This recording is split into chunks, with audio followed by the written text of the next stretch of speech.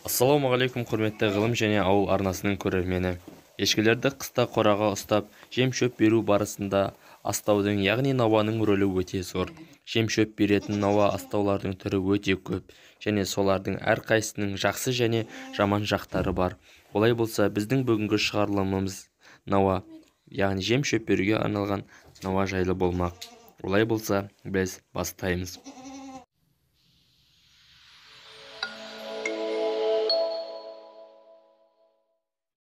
Ешкілерге арналған жем-шөп беретін науаға қойылатын талаптар бар. Олар мыналар. Бірінші, өлшемдері ешкіге сай болу керек.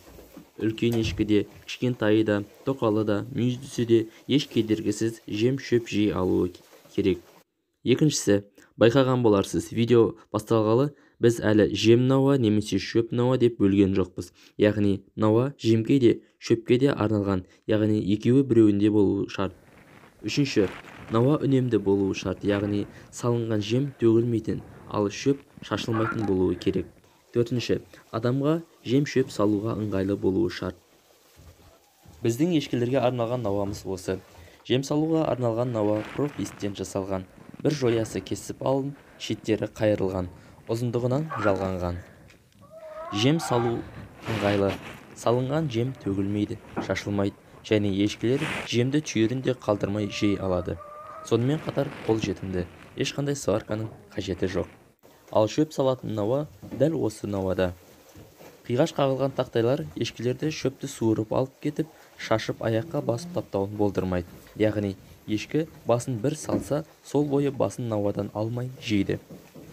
Биіктігі ешкілер мойын салар жиегіне дейін 40 см, ал қиғаш қағылған тақтайларды қоса есептегенде 110 см, ені 40 см.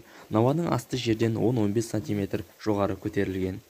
Бұл ешкілердің науадағы шөпті емін-еркін жеуін қамтамасыз етеді. Жем-шөп салуға арналған науа жайлы видеомыз осымен тәмам. Арнамызға тіркеліп лайк басуды ұмытпаңыз. Өз пікіріңізді комментарийге жазып, видеоны WhatsApp топтарда таратыңыз.